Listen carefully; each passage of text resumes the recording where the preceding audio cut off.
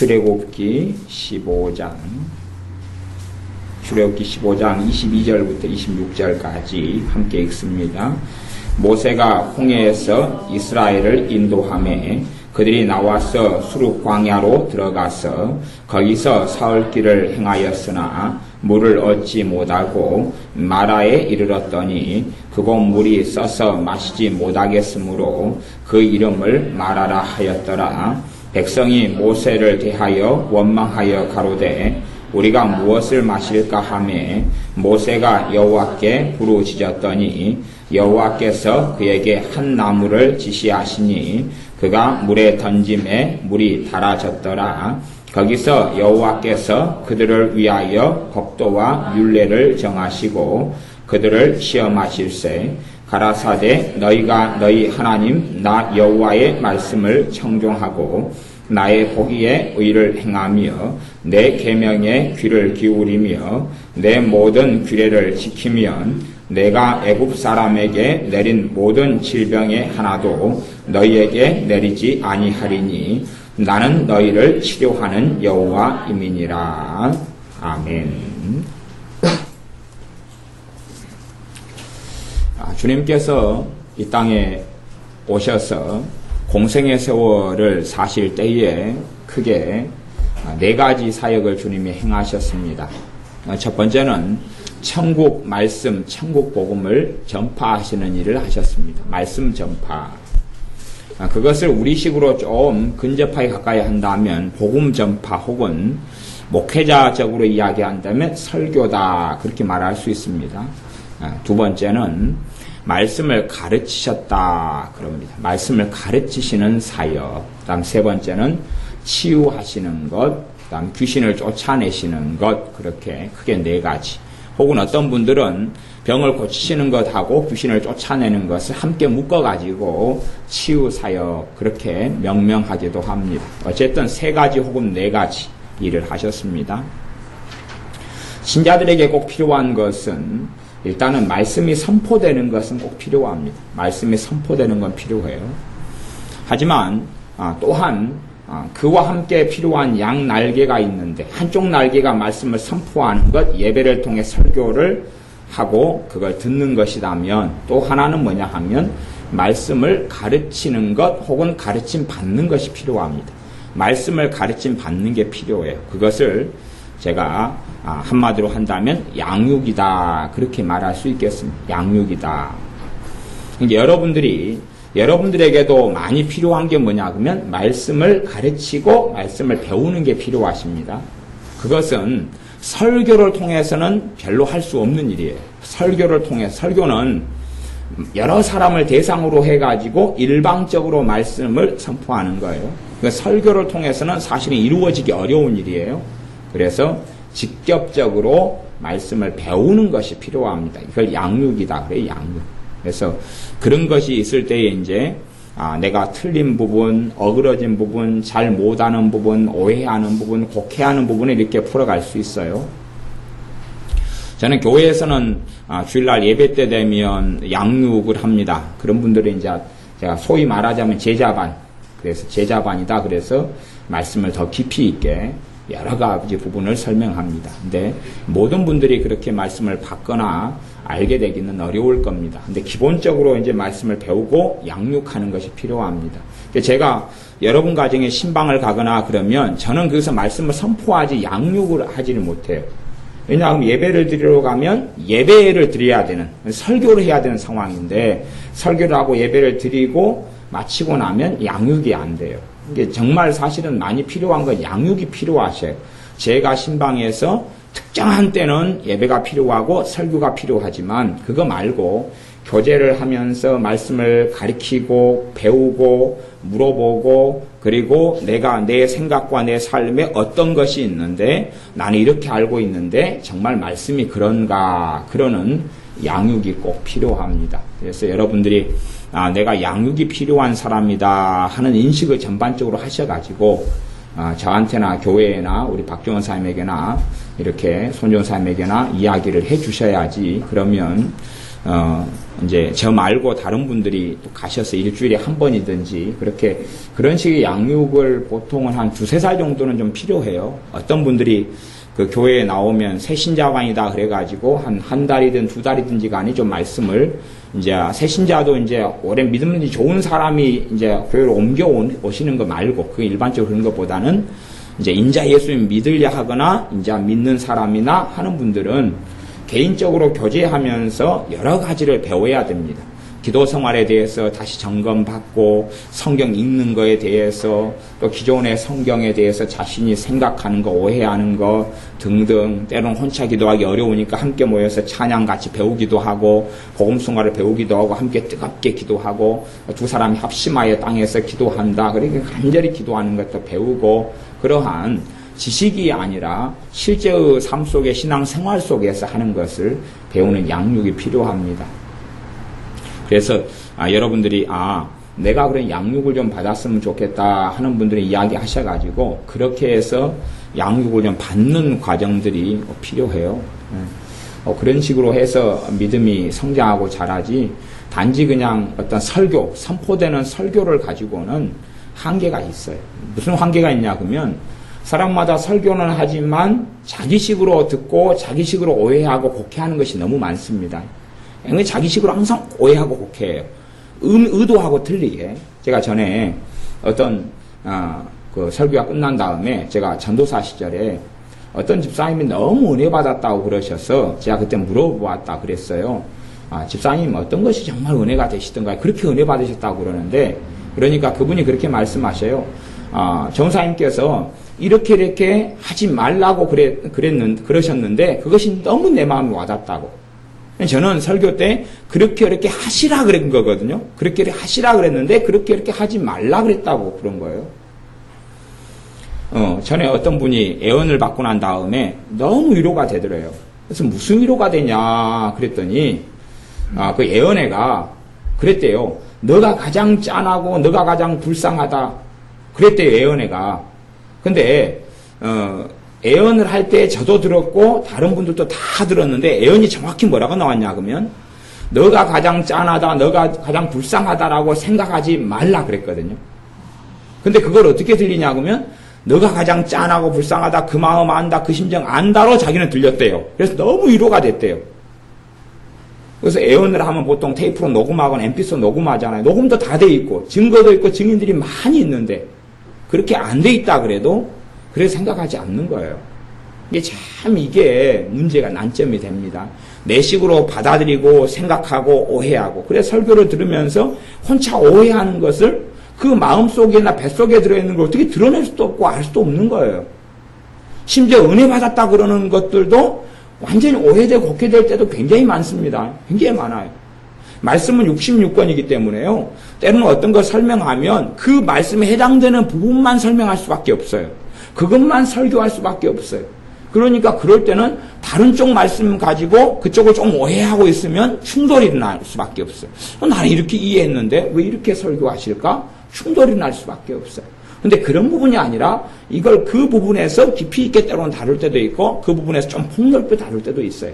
그러나 내가 어떤 말씀에 대해 깊지 않거나 피상적인 이해를 하거나 잘못 알고 있는 경우는 더 충돌하고 부딪힐 때가 많아요. 그래서 구체적으로 내 삶 속에서 어떻게 해야 되느냐. 가령 여러분이 기도 제목을 가지고 있어요. 그래서 그 기도를 어떤 기도를 하고 있는데 그게 응답이 안 되는 거예요. 1년을 기도하는데도. 그러면 이제 구체적으로 개인이 만나가지고 왜 이게 1년 동안 기도해도 응답이 안 되는 문제일까를 다시 점검하고 체크하고 그러면서 이걸 다루어야 된다 그런 말이에요. 근데 그게 다루지 않으면 1년 동안 응답받지 못하는 걸 가지고 또 앞으로 3년 동안, 5년 동안, 10년 동안 계속 그 방법으로 해나가거든요. 그러면서 실망하고 낙담하고 절망하고 그러면서 혼자 또 생각해요. 뭔가를 또 꾸러미를 만들어냅니다. 그런 식의 신앙생활은 안 된다는 것이에요. 그렇기 때문에 양육이라는 것은 굉장히 필요해요. 근데 이제 한국교회는 이 양육이라는 것을 어떤 방식으로 많이 오해하고 곡해하고 가버린 부분이 있냐 그러면 그걸 이제 구역예배 스타일로 갔어요. 구역예배는 예배잖아요. 그러니까 초신자에게는 일단 이런 게 필요해요. 또 예배는 항상 필요한 부분이고, 근데 예배 말고 양육이 필요한 부분. 그 다음에 이제 셀교회 스타일로 갔는데, 셀교회도 양육보다는 그냥 말하자면 쉐어링, 서로 그냥 대화하는 거예요. 서로 느낀 점을 이야기하고, 깨달은 걸 이야기하고, 은혜되는 걸 이야기하고, 자기 한 주 동안의 생활을 이야기하고, 그러니까 말씀을 배우고 가르침 받아서 내 실제 삶에 적용하는 것하고는 별로 상관이 없는 이야기가 됐어요. 그래서 특별하게 성령 충만한 사람들은 설교만 듣고 예배만 드리고도 믿음에 성장할 때가 있지만, 나아가서는 양육이라는 것을 사실은 받아야 돼요. 나보다 먼저 믿음 생활했고, 나보다 더 또 은혜 생활하고 말씀을 더 잘 깨닫고 있고 하는 분들을 통해서 배우는 것이 사실은 가장 빨리 가는 첩경과 지름길이 될 것입니다. 그래서 그렇지 않으면 내가 실제 은혜의 삶 속에서 말씀을 적용하고 풀어나가는 것을 잘 하지를 못해요. 내가 이제 좀 믿음이 성장하고 자란 분들은 최대한 이제 주일날 오후에나 또 평일 때 성경 공부를 할 때 되면 제가 실제 삶 속에 일어난 일을 가지고 성경을 가지고 이렇게 자꾸만 설명하려고 그래요. 이게 어떤 목사님이 제게 그렇게 이야기하셔요. 그렇게 이야기하는 분들이 좀 많이 계신데, 목사님 부럽습니다. 뭐가요? 성경을 어떻게 해박하게 그렇게 잘하세요? 말씀을 어떻게 이렇게 설교를 잘하세요? 그게 부럽습니다. 그러더라고요. 근데 제가 이야기하는 건 뭐냐 그러면, 생각해 보세요. 그분은 성경을 해석을 잘한다고 그러는데, 하나님의 말씀은 내가 지금 오늘 살아가는 삶에 대해서 이야기하고 있어요. 어제 살아왔던 삶에 대해서 이야기하고 있어요. 내일 살아갈 삶에 대해서 이야기하고 있어요. 근데 이제 그 목사님은 어떻게 생각하냐 그러면, 자기의 삶은 이상이 없고 성경만 더 잘 해석하는 방법을 좀 배웠으면 좋겠다는 거예요. 성경을 더 잘 푸는 방법을 배웠으면 좋겠다는 거예요. 아니, 성경은요, 내가 지금 살아가고 있는 것에 대해서 이야기하고 있어요. 근데 성경 지식을 이야기해. 지식이 아니라 말씀에 대한 살아있는 지식은 지금 내가 살고 있는 삶을 이야기해요. 내 삶을 벗어난 이야기를 하나님께서 하고 계시는 게 아니에요. 탁상공로를 이야기하고 있는 게 아니고, 요리책을 이야기하고 있는 게 아니에요. 실판에서 밥 짓는 방법을 이야기하고 있는 게 아니라, 내가 살아가는 삶의 자리에서 내가 어떻게 하나님께 순종하고 하나님을 믿고 하나님을 섬기고 예배할까를 이야기하고 있는 거예요. 제가 자녀 교육에 대해서는 나이가 들어버리신 분들에게는 굉장히 저는 개인적으로 절망적인 이야기를 하게 됩니다. 굉장히 절망적인 이야기를 해요. 왜 절망적인 이야기를 제가 하게 되냐 그러면, 생각해 보세요. 하나님의 말씀은 뭐라고 이야기하냐 그러면, 어린 자녀를 마땅히 행할 길을 가리키면 늙어서도 떠나지 아니하리라 그랬어요. 그게 하나님의 말씀이에요. 어릴 때에 마땅히 행할 길을, 하나님 어떻게 경외해야 될지, 어떻게 섬겨야 될지, 어떻게 기도해야 될지, 어떻게 하나님 말씀을 사모하고 읽어야 될지, 하나님께 어떠한 마음으로 예배드려야 될지를 가리키면 늙어서도 그 하나님을 안 떠난다 그랬어요. 그게 성경인데, 사람들 그걸 안 해요. 안 한 다음에 자녀가 나이가 들어서 늙어버렸어요. 나이가 이미 들어버려, 내 품을 떠나버렸어요. 그때 이제 하나님께 기도해요. 내 자녀가 성령 충만케 되게 해주십시오. 주님 만나게 해주십시오. 은혜 받게 해주십시오. 뜻대로 살게 해주십시오. 그리고 그 기도가 응답될 줄로 안다 그 말이에요. 그러면 하나님은 그렇게 말씀하셨을 거예요. 성경에. 너가 어릴 때부터 자녀에게 주하로 말씀을 강론하지 않고 말씀도 안 가리키고 마땅히 행할 길, 하나님의 사람으로서 마땅히 하나님을 섬기고 경외하는 걸 어릴 때 안 가리켜도 너가 기도만 해버리면 그냥 성령 충만한 사람, 뜻대로 사는 사람, 믿음이 충만한 사람이 될 것이다. 걱정하지 말아라 그랬을 거예요. 그게 안 통한다는 이야기예요. 하나님이 그렇게 말씀하시는 것은 그 방법이 최선의 방법이고, 그대로 안 했을 때는 죄가 된다는 이야기예요. 그대로 안 했을 때는 너희가 무엇으로 심든지 그대로 거두리라는 거예요. 저는 그것을 이야기할 수밖에 없는 거예요. 그러지 위로가 되는 것은 어떻게 살든지 간에, 어떻게 마음대로 자녀를 양육시켰든지 간에 안수 한번 받아버리면, 혹은 애언기도 한번 받아버리면, 혹은 작정기도 해가지고 하나님께 부르짖으면 될 거라고, 삶에 뒤틀린 것이 다 바로 잡아질 거라고 그렇게 설명하고 가르친다면 아마 사람들은 위로가 되겠죠. 오, 아멘, 아멘, 너무 좋다, 너무 위로가 된다. 하지만 그게 하나님의 말씀도 아니고 진리가 아닌 바에야 어떻게 그걸 전하겠느냐, 그런 것이. 그러니까 아직은 품 안에 자식을 두고 있는 사람들에게 하는 말씀일 수밖에 없어요. 아직은 품 안에 자식을 두고 있는 사람에게는 경고할 수밖에 없어요. 경고를 받을 수 있을 때니까. 그러나 자식이 품 안에 떠나버린 다음에는 그건 회개할 수밖에 없는 말씀이 되는 것이에요. 회개하고 주님 앞에 기도하고 나아가면 최소한은 어떻게 되겠죠? 최대 맥시멈은 받을 수는 없는 거예요. 맥시멈은 지나버린 거예요. 하나님 주시는 은혜와 복의 최대치는 놓쳐버린 거예요. 이미 지나버린 거예요. 여러분이 생각해 보세요. 기차가 11시 기차를 딱 타야 돼요. 근데 11시 10분에 갔어요. 기차 10분 전에 떠나버렸죠. 그러면 그것을 다시 타려면 이제 택시를 잡아 타고 그 앞에 정류장에 가거나 뭐 어떻게 해야 될 거예요. 수단을 써야 될 거예요. 쉽지 않지요. 떠난 지 1분밖에 안 됐다면 조금 더 빨리 잡을 수 있을지 모르겠죠. 하지만 제 시간만 가면 편하게 탈 수 있어요. 제 시간만 가면. 그러나 그 타임이 5분이든 10분이든 20분이 늦어버리면 그러면은 편안하게는 갈 수가 없습니다.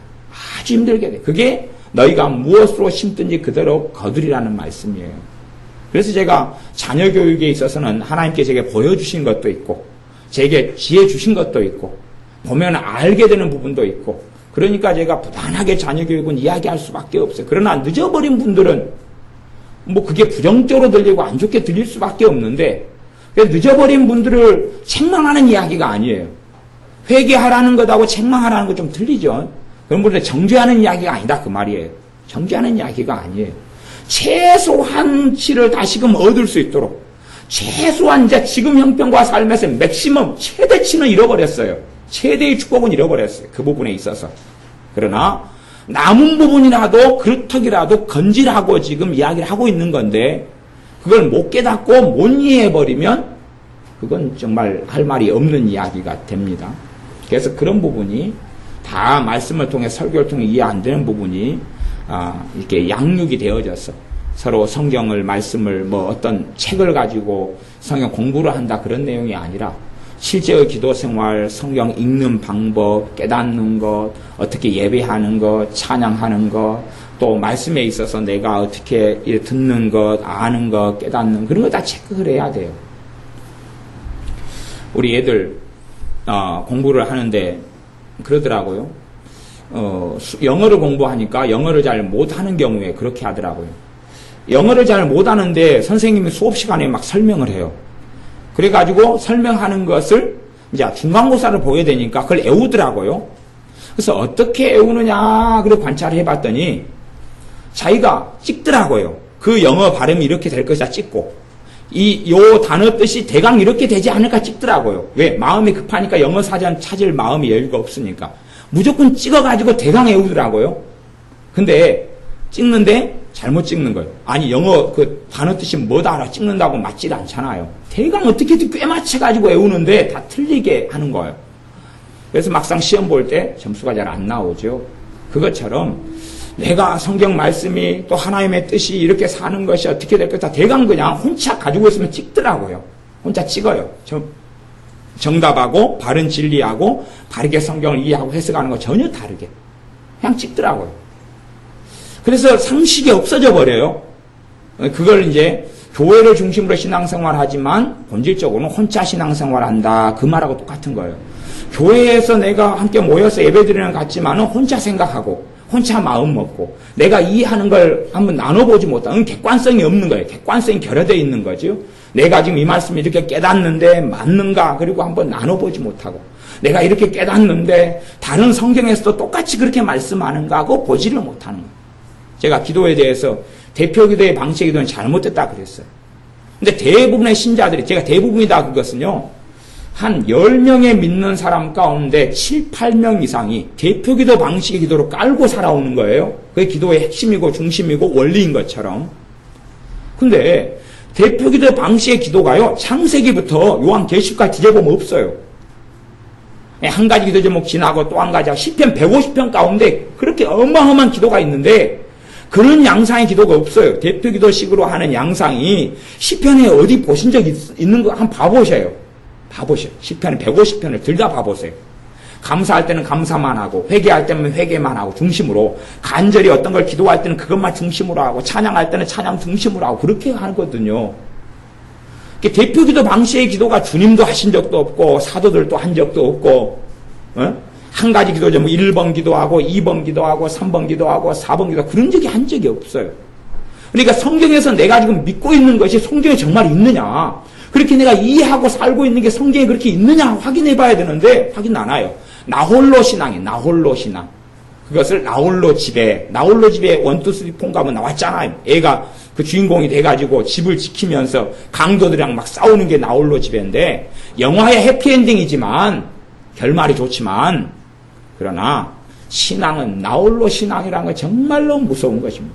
내가 지금 이해하고 깨닫고 있는 것이 정말로 사실인가 진실인가, 그 검증이 되질 않아 버리는 것이.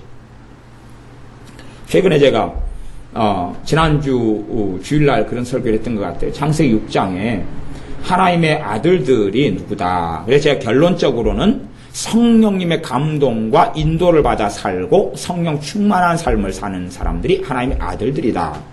그렇게 했어요. 그 다음에 사람의 딸들이라는 건 육적인 삶, 하나님의 관심이 없고 세속화되어 살아가는 사람들이다. 그랬어요. 그런데 일반적인 가르침에가 신앙 서적이나 설교들이나 하나님의 아들들을 뭐라고 하냐면 타락한 천사다 그래버려요. 타락한 천사다 그래가지고 타락한 천사들이 귀신들이 여자에게 역사하니까 여자가 애를 낳아버려요. 그런 설교들이 깔렸다니까. 인터넷에 가시면 유명한 분들도 많이 하고요. 그러면 지금도 모르죠. 내 형이, 동생이, 가족이 사실은 엄마가 낳은 게 아니고 엄마의 역사인 귀신이 나와버렸을 수 있잖아요. 안 그러겠어요, 이게? 그래가지고 이제 무슨 이야기까지 하냐, 그러면, 귀신이, 여자한테 역사하면 애가 태어나고, 남자한테 역사하면, 동성애의 영이 된다는, 이제 그런 이야기 나오고, 그 다음에 옛날에, 귀신이 애를 낳았는데, 걔가 가연유다했다, 그러고요. 사람을 통해서. 제가 지금 신비한 이야기 하는 것 같지만요, 그런 식의 어떤 사이코적인 걸 가리키는 목회자하고 그걸 받아들이는 교인들이 땅에 깔렸습니다. 땅에 깔렸어요. 말하자면 왜 그러냐 그러면 주관적인 신앙생활 아니고 주관적인 성경 해석을 하고 혼자 그렇게 배우고 듣고 난 다음에 이제 보니까 사람들 가운데 그러면 인종이 두 종류 인종일 거 아니에요. 하나님의 창조해가지고 아담으로 쭉 타락한 사람들하고, 그죠? 그 다음에 하나는 귀신들이 낳은 사람들하고, 귀신들이. 타락한 천사 귀신들이 사람에게 역사해가지고 애 낳은 사람들하고 이제 그 인종이 쭉 갈 거 아니에요. 그렇게 성경은 이제 해석하는 이상한 대로 갑니다. 근데 거기에가 이제 나중에 적그리스도가 666 적그리스도가 나타나면 적그리스도 보면 누가 낳을까요? 애를? 꼭 우리 주님의 성육신 하셨던 것처럼 귀신이 그럴 능력이 있다고 생각하는 거예요. 그래가지고 이상한 걸 나타나는데 그렇게 믿고 생각하는 사람들이 의외로 많아요. 왜? 주관적인 신앙이니까. 객관적인 뭔지, 내가 지금 믿고 있고 생각하는 것이 뭔지 검증되지 않으니까 목회자도 주관적인 신앙생활을 하고 신자들도 주관적인 신앙생활에서 혼자 듣고 이렇게 이해하고 저렇게 이해하고 이렇게 짬뽕하고 이렇게 짬뽕하고. 말하자면 미국인이, 요즘에는 미국인도 잘합니다만 옛날 때 이야기입니다. 미국인이 비빔밥 먹기예요. 미국인이 비빔밥 먹으려 되니까 예전에는 이렇게 반찬들을 싹 이렇게 나눠놨어요. 비빔밥집, 고급집에 가면 콩나물 따로, 또 뭐 따로, 고추장 따로 놔뒀어요. 그래가지고 그 사람이 필요한 양념을 갖다가 막 비비는 거예요. 요즘엔 다 비벼주기도 하고 그러지만, 전엔 그랬어요. 그러니까 외국인이 비빔밥을 먹는데 어떻게 먹냐, 그러면, 콩나물 다 먹고, 그 다음에 고추장이 순서에 고추장 다 수저로 떠먹고, 한번 먹겠다.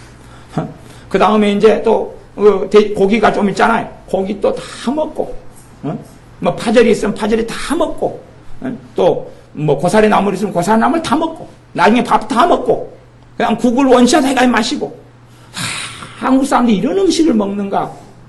요것도 이상하다. 근데 왜 이게 인기 음식이고, 그렇게 유명한 비빔밥이라는 게 될까?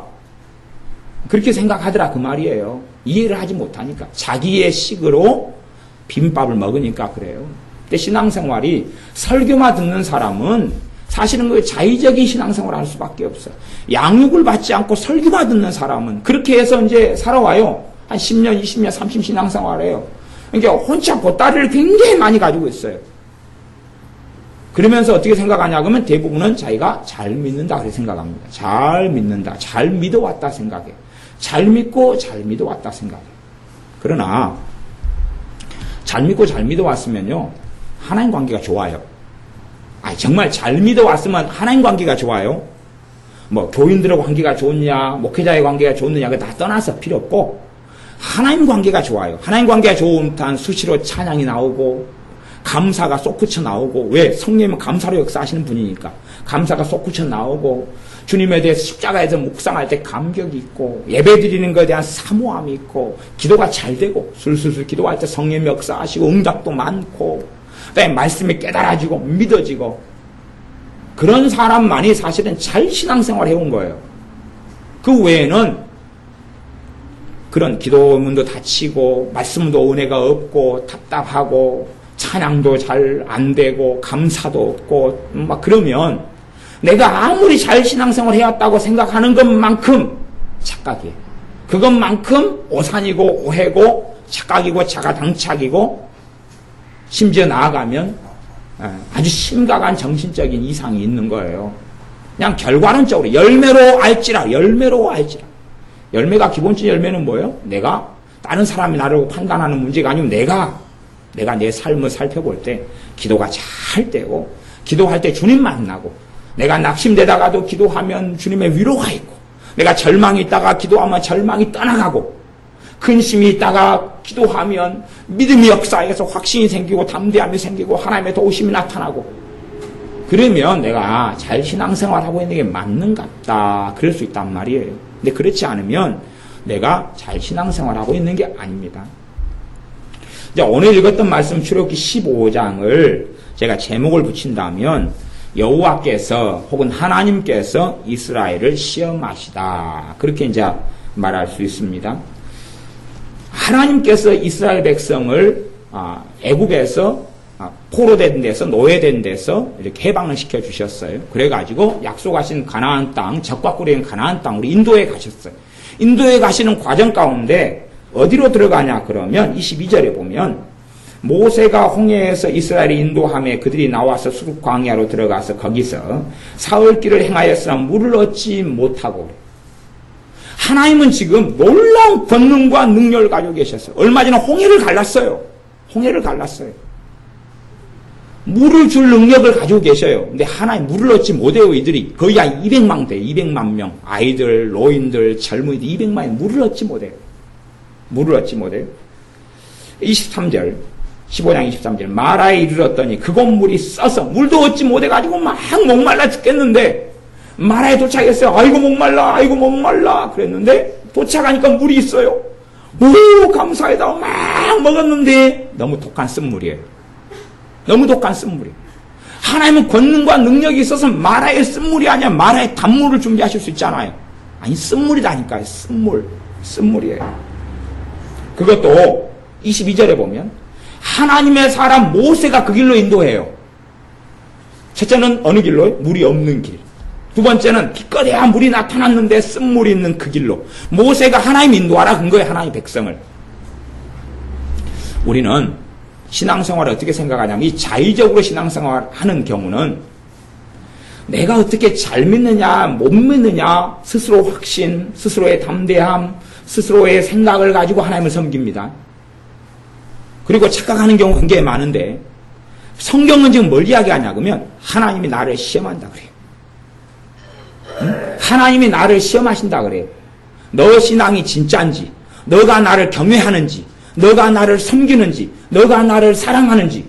그러니까 우리는, 하나님은 감정도 없는 목석이고 하나님은 생각도 없고 뜻도 없고 있어도 그냥 성경만 적어놓고 하나님 어디 우주 밖으로 가버리셨어요. 그러니까 내가 혼자 그냥 치고 장구치고 다 한다고 생각해요. 그리고 내가 하나님 왜 이럽니까? 왜 이래요? 근데 그게 아니라 하나님께서 너 왜 이러느냐 그런단 말이에요. 하나님께서 너 왜 이러느냐 그런단 말이에요. 그래서 이 마라의 쓴물을 준비하시는 것은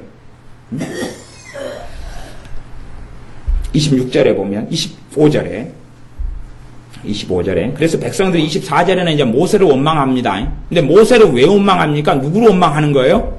하나님을 원망하는 겁니다. 근데 하나님을 원망할 때까지는 아직까지는 끔찍하고 무서우니까 하나님한테 원망하는 건데, 누구를 대신에가 통화해서 그러냐면 모세를 통해서 그러는 거예요. 모세를 원망하면서 실제로 하나님 원망하고 있는 건데, 예? 그래서 하나님 직접 원망하면 뭐지 되니까. 그러면 우리가요, 요 한 장을 앞에 한번 봐보자고요. 한 장 앞에. 한 장 앞에 보면, 14장에는 뭐가 나오냐면 홍해 사건이 나옵니다. 출애굽기 14장에는 홍해 사건이 나와요. 홍해의 놀라운 기적과 이적과 하나님의 구원과 하나님의 역사를 갑니다. 이 이집트의 군대가 이스라엘 민족을 잡아서 죽이려고 다시 노예 삼으려고 쫓아왔어요. 병거를 끌고. 그럴 때 하나님께서 그들과 전쟁하셔서 그들을 전부 다 홍해에 수장을 시켜버립니다. 그 놀라운 하나님의 구원을 다시금 체험하고 봅니다.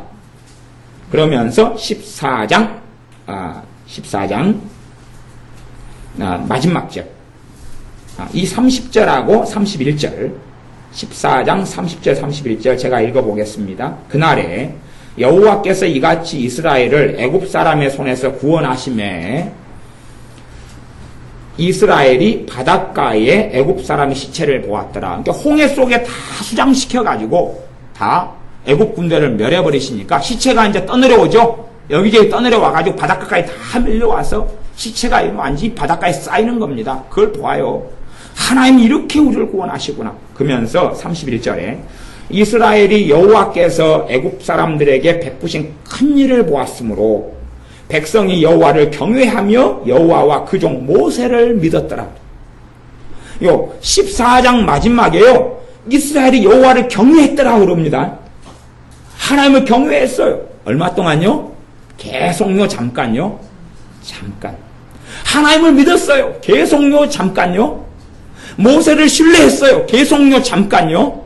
잠깐. 그러니까 우리의 신앙생활에 벌어지는 일입니다. 내가 지금 하나님을 경외하면 계속, 아니요. 그 마음을 계속 가지고 있지 않으면 계속은 될 수가 없잖아요. 내가 올해 학생으로서 공부를 잘했어요. 그럼 내년에 1년 내내 공부를 안 했어요. 근데 내후년도 어떻게 공부를 잘할 수 있느냐? 그것이에요. 그건 못하는 거잖아요. 분명히 하나님의 기적과 이적을 보면서 하나님을 경외했습니다. 이들은 하나님을 경외했어요. 분명히 성경에 그렇게 나옵니다. 하나님이 그렇게 썼어요. 이들이 지금 경외했다. 하나님을 지금 믿었다. 모세를 믿었다 그랬어요. 그러면 그들이 이제 그렇게 하고 있는데 그 진실한 믿음이 또한 어떻게 드러나냐 그러면 하나님 입장에서는 하나님이 확인하실 수밖에 없는 거예요. 애들에게 물어요. 너희들 공부 잘했냐? 예, 아이들 대답해요. 그럼 선생님이 뭐라 그럽니까? 아, 그래? 시험 보자. 시험은 안 봐요. 시험 보자니까? 시험은 안 봐요. 공부 잘했지? 예. 어제 숙제 허울한 거 다 했지? 예. 검사하자. 했어요. 믿어주세요. 그래서 숙제 검사 안 한다 그러면 아이고, 예, 감사히 박수. 그래서 숙제 검사하자. 펴너라. 그러면 어떤 아이는 덜덜덜덜, 어떤 아이는 대강. 제가 옛날에 까맣게 쓰기를 옛날에 숙제를 많이 내줬는데 그걸 검사할 때 되면 제가 어쩔 때는 빨리 쓰려고 글씨를 막 크게 써요. 어떤 데는 크게 써요. 검사를 하면 앞장에 따른 작게 써주고 뒷장에 따른 크게 써요. 저는 이제 볼펜 2개 잡고 쓰는 얍삽한 일은 한 적이 없습니다만은, 볼펜 2개를 이렇게 묶어가지고 하잖아요. 3개도 묶어가지고 쓰잖아요. 근데 그런 건 한 적이 없습니다만은, 어쨌든 글씨를 막 크게 써요. 크게 썼다가 작게 썼다가 뭐 요런 거 그래요. 뭐 큰 글씨 쓰면은 글자를 몇 크기 이상으로 쓰면 안 된다고 선생님이 정해주거든요. 그때 되면 벌벌벌 떨려요. 내 거 들키면 어쩌지. 근데 이제 앞장만 감사하게 시간이 없다고 지나가면 뒷장을 안 보니까 감사하고. 지혜로운 선생님은 뒷장부터 봐요. 뒤집어가지고. 그러니까 그것을 들키죠. 우리는 하나님께서 우리를 보신다는 것을 알아야 됩니다. 우리가 단지 내가 어떻게 하나님을 나 경외합니다. 나 하나님을 잘 믿습니다. 하나님을 잘 섬겨왔습니다. 그거 말고 하나님은 우리를 시험하십니다. 하나님 우리를 시험하셔요. 단지 그냥 성경에 마라에 대한 이야기나 쓴물에 대한 이야기나 물이 없던 이야기나 거기에서 벌어진 일이 아닙니다. 이게 한 3,400년 전에 벌어졌던 사건이 아니라 우리의 삶 속에 하나님은 그렇게 행하고 계셔요. 현재에 대한 이야기를 하고 있는 것입니다. 지금 현재의 삶 속에 우리가 알든 알지 못하든 간에 깨닫든지 깨닫지 못하든지 간에 하나님께서는 이스라엘에게 하나님의 백성에게 행하셨던 일과 똑같이 우리에게도 행하십니다. 때론 우리에게 목마르는 여정을 걷게 하시면서 너가 정말로 믿음 가운데 있느냐? 너가 정말 나를 경외하느냐? 정말로 너가 나를 사랑하느냐? 보실 수밖에 없는 거고 때로는 겨우 목마르다가 물이 나타났는데 마라에 쓴 물이에요. 기껏해야 막 너무 목말라서 마셨는데 쓴 물이에요. 내 자녀들을 먹였는데 쓴 물이에요. 오바이트하고 쏟아내고 어떻게 이럴 수가 있냐고. 하나님은 쓴 물 가운데 인도하시는 거예요. 나 인도를 잘 받았는데 왜 해피엔딩이 아니지? 나 그래도 기도 좀 하고 갔는데 왜 꼬이지? 왜 막히지?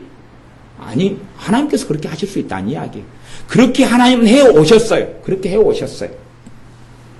그래서 25절에 모세가 여호와께 부르짖었더니 여호와께서 그에게 한 나무를 지시하시니 그가 물에 던짐에 물이 달아졌더라. 그러면서 하시는 말씀이 거기서, 어디서요? 마라에서. 거기서, 마라에서. 여호와께서 그들을 위하여 법도와 율례를 정하시고 그들을 시험하실세. 그들이 시험하셨다. 시험하신다는 거예요. 가라사대 너희가 너희 하나님 나 여호와의 말을 청종하고 하나님의 말씀에 귀를 기울여서 듣고 나의 보기에 의를 행하며 하나님 보시기에 의를 행하라고 하면 세상 법적으로 의를 행하라는 이야기가 아닙니다. 하나님 보시기에 의를 행하라는 것이 우리 주님께서 말씀하시기를 너희의 의가 바리새인과 서기관의 의보다 낫지 아니하면 천국에 들어오지 못하리라 그랬어요. 너희의 의가 너희의 의로움이 하나님 보시기에 의를 행하라. 하나님 말씀을 순종하고 따르고 지켜라 그 말이죠. 하나님 보시기에 의를 행하라. 너희의 의가 바리새인과 서기관의 의보다 낫지 아니하면 바리새인들과 서기관들은 주로 랍비라 그럽니다. 근데 그런 사람들의 의는 뭐냐 그러면 그 사람들은 첫째는 종교성을 가지고 그래도 하나님 앞에 일주일에 2번씩 금식하고요. 11조보다 더한 것 드리고 계속 그 다음 기도생활 하루에 3차례 이상 열심히 하고 또 말씀을 가르치는 사람들이었고 그렇게 열심히 했던 사람들. 근데 그들의 의보다 나아야 된다고 주님이 말씀하셨어요. 천국에 들어오려면. 첫째, 어떤 의냐? 2가지 뜻입니다. 하나는 바리새인과 서기관은 자기 의만 가졌어요. 하나님의 의, 주님의 의를 가지는 것이 그들과 나은 의죠. 2번째는 그들이 그런 기도 생활이 사실 하나님 볼 때 의에 속하는 거예요. 금식 기도가 하나님 보시기에 의로움에 속합니다. 그 다음에 하나님께 예물 드리고 11조하고 헌금 내는 게 하나님의 의에 속해요. 그런데 그들의 의가 하나님 보시기에 의가 안 됐어요. 왜냐하면 그들의 중심은 사람 보기 위해서 살았어요. 사람 보기 위해 살았기 때문에 그들의 의는 형편없었어요. 그러니까 내용상에는 금식, 기도, 11조, 헌금, 박하와 재앙의 11조 등등을 했는데 그들의 의는 사람 보기 위해 살았어요. 그들보다 나은 의는 사람이 아니라 하나님 보시기에 기도하고 하나님이 받으시는 기도, 하나님이 받으시는 예배, 하나님이 받으시는 찬양, 하나님이 받으시는 예물, 자원함으로 드리는 예물. 그런 것이 그들보다 나은 의가 되죠. 어떤 사람들은 나는 주님을 믿으니까 그리고 자기 마음대로 살아가요. 저는 실제로 사업하는 믿는 분들을 많이 만났습니다. 많이 만났는데 사업하는 믿는 분들을 한 10명 만나잖아요. 그러면 불신자가 편해요. 불신자가 훨씬 편해요. 안 믿는 사람이 훨씬 편해요. 안 믿는 사람을 만나면 안 믿는 사람은요 말이 통해요. 대화가 통하는데요. 믿는 사람들은 대화가 안 통해요. 왜 안 통하겠어요? 자기의 주관적인 신앙생활, 자기가 성경을 이해하고 해석하고 생각하는 걸로 꽉 이렇게 견고한 진을 쳐가지고 있어요. 믿는 사람들 만나면 이렇게 나홀로 신앙, 물론 교회 생활을 합니다. 한국 사람들은 대부분 교회 생활을 해요. 교회 생활을 하는데 말씀이 자기가 지금 믿고 있는 게 뭔지 드러나가지고 검증받거나 확인되거나 객관성을 가지고 믿는 게 아니라 혼자 그냥 설교 드리면서 혼자 이해하고 혼자 깨닫고 혼자 은혜 받고 그래요. 사람들이 혼자 은혜 받고 혼자 깨달은 걸 어쩌다가 제가 대화하면서 물어보거든요. 집회할 때나 그럴 때 되면 물어보면 전혀 다른 이야기를 해요. 그럼 제가 이게 어떻게 해야 되냐? 깝깝하네. 전혀 다른 이야기. 제가 그 서울의 집회가 끝나고 목요일 날 내려오기 전에 성경 공부를 했어요. 기도원에서 성경 공부를 남아있는 분들과 함께 성경 공부를 했어요. 성경 공부를 한 지 2시간 했어요. 그 다음에 와가지고 토요일 날 성경 공부를 또 했어요. 그 내용을 가지고 또 교회에 있는 분들 성경 공부를 했어요. 그래가지고 그 내용을 가지고 지난주 주일날 오후에 또 성경 공부를 했어요. 그러죠? 그러면 이제 저 입장으로서 지금 3번 했어요. 그 내용을 가지고 3번을 했어요. 그러면 오후에 성경 공부 하시는 분들은 말씀을 나름대로 잘 알고 잘 깨닫고 기도 생활도 많이 하시는 분들이 오후에 주로 남으시는데, 그리고 수요일날 금요일날은 항상 오시고 이런 분들이 주로 이제 성경 공부 때만 다 남아 계셔요. 그런데 그렇게 제가 2번, 3번 했는데, 그러면 성경 공부에 남아있는 멤버들이, 분들이, 제자반 하시는 분들이, 과연 그 내용을 다 제대로 이해하고 알았냐, 그건 몰라요. 저는 굉장히 개인적으로 가르치거든요. 그래서 녹음도 잘 하기 못하는 이유가 개인의 어떤 삶이 드러나는데 그것을 녹음해가지고 유튜브에 올리고 그럴 수가 없잖아요. 그러니까 구체적인 삶을 더 많이 다루어야 되는 게 성경 공부고 말씀을 가르치는 건데, 그리고 녹음할 수가 없는 거죠. 녹음해가지고 이제 제가 설교 때 그냥 누구누구 부르면서 하는 정도야 그냥 개인적으로 살짝 적용을 시켜주는 거지만, 그것보다 더 세밀하게 들어가는데, 그런 것 가지고는 사생활의 문제니까 할 수가 없는 거예요. 녹음하고 오픈시킬 수는 없는 거죠. 하지만 그렇게 세밀하게 이야기를 해도 그 다음에 몰라요. 그 다음에 몰라요. 나는 안다고 생각하는데 몰라요. 이제 그건 직접 물어보고 제가 성경 공부할 때 확인하잖아요. 이해하세요? 알겠어요? 알겠습니까? 요건 실제 삶에 지금 이렇게 벌어진 일인데 알겠어요? 요건 요런 건데 지금 알겠어요? 지금 이런 일이 벌어졌는데 이건 사실은 요래 했는데 이 말씀에 의해서 요랬는데 이해하세요? 그러니까 다 이해가 된다 그래요. 아멘, 아멘. 맞아. 그렇구나. 하고 그 비슷한 사건이 다음날 벌어져요. 그래서 제가 이제 그 다음 주에 이런 일이 벌어졌는데 이거에 대해서 요랬는데 진짜 알았어요? 예? 그게 진짜 그 이야기였어요, 그것이? 그런 일이 자주 벌어지거든요. 그러면 설교를 통해서 말씀을 해요. 그러면 성경 공부보다 알아먹는 비율은요, 반절, 반의 반절밖에 안 되거든요. 그 다음에 못 알아먹는 것을 어떻게 하겠어요? 좋으면 다행이고 나머지는 오해와 곡해를 해요. 오해와 곡해를.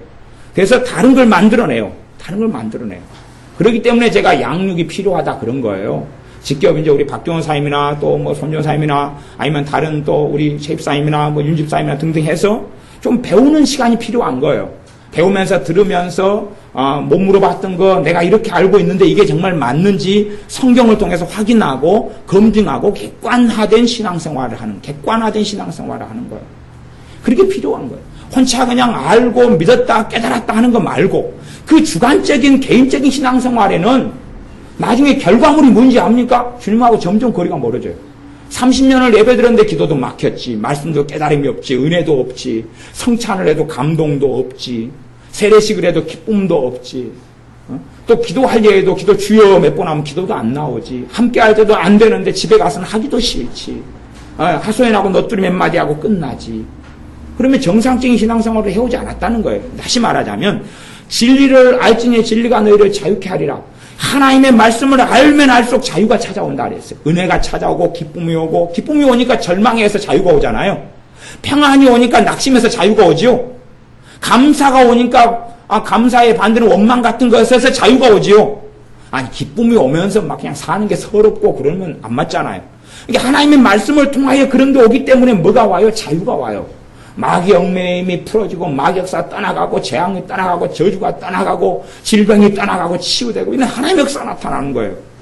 근데 내가 말씀을 깨달았다 알았다 나는 이런 것 같다 했는데 자유함 속에 점점점 나아가지 못하게 되어져. 그러면 나는 잘못 알고 잘못 깨닫고 잘못 생각하고 잘못 믿어왔다는 이야기예요. 나 저 설교 들었는데 근데 왜 나는 이렇게 이해했는데 왜 이렇지? 전혀 다르게 이해한 거예요. 설교 듣는 분 가운데 대다수가 그렇습니다. 그래서 제가 설교하고 지금 가르치는 것이 주님의 사역을 다르게 했다는 이야기를 제가 명백하게 말씀했습니다. 분명히 다르게 했고 성경도 계속 반복하여 다르다고 말씀해요. 그래서 성경을 직접 1대1로라도 이렇게 교제하면서 같이 찬양하고 기도하고 차 마시면서도 듣고 배우는 것이 교회에는 꼭 필요하고 여러분들 중에서도 다수에게도 꼭 필요하다. 그래서 꼭 필요하다 그것이.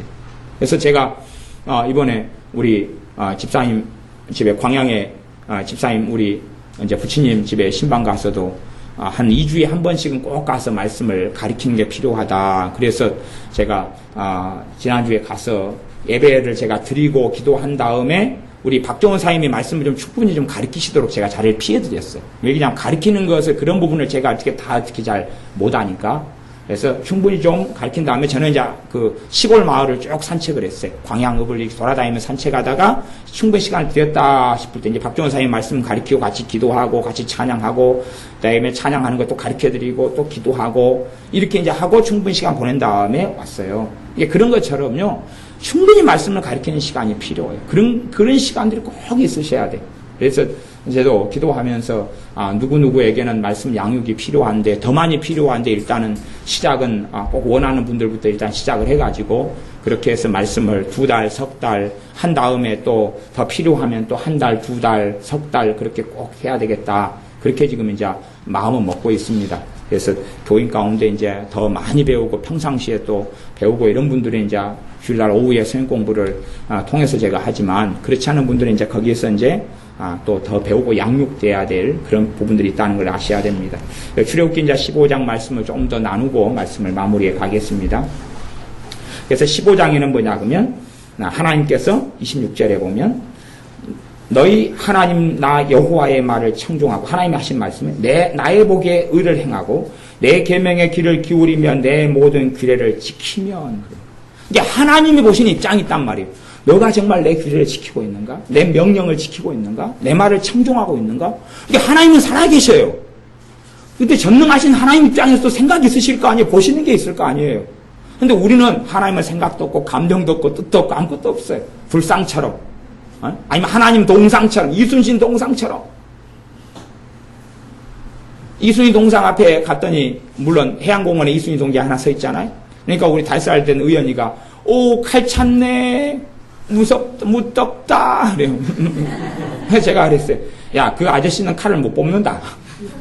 칼이 꼭 붙어가지고 뽑히질 않아. 동상처럼 하나님을 생각하는 거예요. 감정도 없고, 생각도 없고, 뜻도 없고. 아니, 하나님 우리를 시험하시는 게 먼저라니까요. 그 다음에 재미난 일은 앞에 지금 요 14장에서는 하나님을 경외했다 나오잖아요. 그러면 17장으로 가면요. 17장 봐볼까요? 17장에 가면 17장에 또 물사건이 또 벌어집니다. 이게 하나님의 테스트가 합격을 못 해버린 거예요. 계속 이들이요. 지금 16장 같은 경우는 만남 매출하기를 통해 하나님을 또 시험합니다. 하나님 또 안식일을 통해 시험합니다. 이들을요. 만나주면서 시험하시고요. 매출하기 주면서 시험하시고요. 그 다음에 안식일 날 어떻게 만나를 거두를 가지고 또 시험하시고 그 이야기가 하나님의 시험 이야기가 16장이 전부 다 합니다. 그까지는 제가 다 안 살펴보면 여러분이 다 살펴보셔야 돼요. 하나님이 지금 얼마나 이스라엘을 시험하시는지 이게 지금 옛날 3,400년 전에 벌어졌던 일이 아니라니까요. 지금 우리의 삶 속에 우리는 다른 양상으로 다른 식으로 벌어지는 일이에요. 그리고 거기에서 퇴보하고 그렇게 되면 기도문도 닫히고 은혜도 닫히고 그러는 거예요. 말씀의 은혜도 사라져가고 그럴 수밖에 없는 거예요. 입장이. 하나님은 공의의 하나님이셔요. 하나님 왜 시험하시냐? 그분은 사랑의 하나님이고 자비의 하나님이시기 때문에 시험하시는데 은혜를 주시고 자비를 주시려고. 그러나 공의의 하나님이시기 때문에 시험에 합격해야 돼요. 세상 공부의 시험하고는 다릅니다. 내가 정말 하나님을 사랑한다는 것이 내 삶으로 내 입술로 내 삶으로 증명이 돼야 돼요. 이건 정말 작은 일이 아닙니다. 정말 작은 일이 아니에요. 정말로 하나님께서 내게 은혜가 있고 내가 하나님을 경외하는 게 입증되면 아무도 나를 몰라줘도 아무도 나를 이해하지 못해도 내가 왕따 같은 삶을 살아도 내 안에는 말로 다 할 수 없는 주님의 기쁨이 있어요. 그럴 수밖에 없지 않습니까? 돈도 없고 심지어 구걸하는 삶을 나사로처럼 살아간다 할지라도 그에겐 기쁨이 있는 거예요. 돌에 맞고 핍박받는 사도 바울이라 할지라도 말로 다 할 수 없는 주님의 성령 충만하심 속에 살아가는 거예요. 왜? 하나님을 경외하는 사람이기 때문에 그렇습니다. 하나님을 경외하는 고넬료에게 하나님은 사람을 보내고 천사를 보내셔서 역사하시는 거예요. 그리고 구원하시기 위해서 작업하시는 거예요. 17장 2절에 백성이 모세와 다투어 가로되 우리에게 물을 주어 마시게 하라. 모세가 그들에게 이르되 너희가 어찌하여 나와 다투네. 너희가 어찌하여 여호와를 시험하느냐. 하나님이 이들을 시험하시는데 거꾸로요. 이들은요. 누구를 시험해요? 하나님을 시험해요. 참 재밌는 시츄에이션이죠. 재밌는 장면이 이 장면이에요. 17절 출애굽기 17장 7절 그가 그곳 이름을 맛사라 또는 무리바라 불렀으니 이는 이스라엘 자손이 다투었으며 또는 그들이 여호와를 시험하여 이르기를 여호와께서 우리 중에 계신가 아닌가 하였습니다. 누구를 시험해요? 이들은요? 자기들이 하나님께 시험받는다는 걸 몰라요. 그리고 자기들이 하나님을 시험해요. 자기들이 지금 시험 보는 중인데 학생들이 자기들이 시험 봐야 되는데 선생님 이거 한번 풀어보세요. 시험지 나오니까. 선생님이 풀 줄 알아요? 풀 줄 알면서 선생님 풀 줄 알면서 나한테 이거 시험 보라는 거예요? 중간고사 기말고사 시간에. 얼마나 우스워요? 선생님 풀어보세요. 근데 그것보다 더 무섭고 더 어리석고 더 끔찍한 일입니다. 그러니까 이들이 정말 하나님 우리 가운데 계셔? 계시면 해봐. 계시면 해봐. 하나님이 정말 살아계셔? 정말 하나님 그 많은 기적을 행했는데 지금 안 떠나가고 계셔? 홍해를 갈른 그 하나님 지금 계셔? 구름기둥 불기둥을 인도하는 그 하나님이 천사마냥 지금 계셔? 정말 하나님 계시단 말이야? 애굽에 이집트에 그 10가지 재앙을 쏟아본 그 하나님이 지금 계셔? 어디에 계시면 해봐. 그래서 그들이 여호와를 시험하여 이르기를 여호와께서 우리 중에 계신가 아닌가 하였습니다라. 16장을 좀 봐보죠. 16장 4절 때에 여호와께서 모세에게 이르시되 보라 내가 너희를 위하여 하늘에서 양식을 비같이 내리리니 백성이 나가서 일용할 것을 날마다 거둘 것이라. 이같이 하여 그들이 나의 율법을 준행하나 아니하나 내가 시험하리라. 이런 말씀이 16장 내내입니다. 내가 시험하리라 그들을. 그러니까 이때는 이제 양식을 줘봐요. 아까는 지금 목마른 곳을 통과하게가 시험하시고요. 마라에 쓴물을 줘가지고 시험하시고 지금 메추라기 달라니까 메추라기 주고 시험하시고요. 시험 끝난 다음에 심판이 임해버렸습니다. 그 다음에 만나를 주면서 시험하시고 그 다음에 안식일을 줘가지고 금요일 날에는 2배로 거두어가지고 해라. 근데 안식일 날 2배로 준비를 그 전날 안 해놔요. 그리고 안식일 날에는 너희는 들에 만나를 거두러 가지 마라 그랬는데 거두러 가요. 하나님을 조롱하는 거죠. 그런 이야기가 계속하여 벌어지면서 거꾸로 17장에는 누구를 시험해요? 이제 자기들이 이스라엘 백성이 하나님을 시험해요. 그러니까 실제로 하나님을 시험하는 사람의 특징은 뭐냐 그러면 원망이 있어요. 이 안에가 원망이 있는 사람들. 원망. 그러니까 이들의 특징은 지금 원망이잖아요. 원망. 이들은 원망. 7절에도 16장 6, 7절에 봐볼까요? 아침에는 너희가 여호와의 영광을 보리니 이는 여호와께서 너희가 자기를 향하여 원망함을 들으셨습니다. 우리가 누구간데 너희가 우리를 대하여 원망하느냐. 원망을 해요. 이 특징이 원망. 계속 이들은 원망이에요. 원망을 가지고 있는 사람은 그걸 가지고 내가 원하는 게 있으니까 하나님에 대해서 시험하고 테스트해요. 차라리 요 출애굽기 같으면 또 이때의 사건 같으면 뭐 드러나지만 지금은 드러나지가 않아요. 그렇기 때문에 내가 하나님을 원망하는지 시험하는지도 자기가 모를 때가 너무 많아요. 지금 우리 주님께서 오셨기 때문에 더 오래 참으셔요. 복음이 역사하고 진리가 역사하기 때문에 주님은 더 오래 참으시는 게 있어요. 그때보다. 구약시대보다. 이스라엘 백성들보다. 더 인내하고 더 오래 참으셔요. 주님이 다시 오셔서 심판하실 때까지. 그러니까 자기들이 하나님을 원망하고 하나님을 테스트하고 시험하고 조롱하고 있으면서도 몰라요. 누가요? 하나님의 백성이. 하나님의 백성. 하나님의 백성 아닌 사람은 하나님에 대해 관심 없습니다. 하나님을 조롱하려고 해도 하나님을 알아야지 조롱하지요. 하나님을 시험하려고 해도 하나님을 알아야지 시험할 거 아니에요. 지금 이것은 하나님의 백성들이 벌인 일이고 지금 우리가 지금 벌이는 일들이라는 이야기입니다. 하나님의 백성이 아닌 이방인들이 이런 일을 하지 않았어요. 이방인들은 상관이 없어요. 뭐 이집트 사람이 하나님을 시험했더라가 성경에 나온 적 있습니까? 없습니다. 그거. 하나님을 안 믿는 사람은 하나님을 시험하지 않아요. 하나님 믿지 않으니까.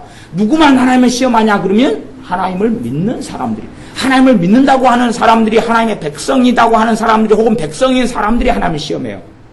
그렇기 때문에 명백하게 아까 14장 마지막 절에는 이들이 여호와를 경외했다고 나오는 거예요. 경외했다고. 잠깐 동안 경외하지만 그 다음에는 자기의 뜻, 자기 아집, 자기의 고집, 자기의 원하는 것, 자기가 돼야 되겠는 걸 찾고 하나님을 시험해요.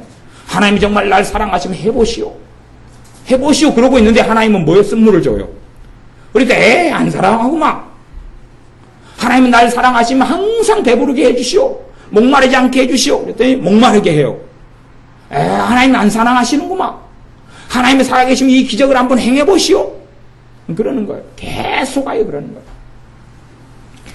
우리는 하나님께서 우리를 우리가 하나님을 경외하는지, 우리가 하나님을 사랑하는지, 정말 하나님을 경외하여서 기도 가운데 나아가고자 원하는지, 내가 정말 하나님을 경외하기 때문에 하나님 말씀에 청종하려고 주님의 말씀에 귀를 기울이는지, 하나님 말씀에 귀를 기울이는지를 하나님은 우리를 시험하십니다.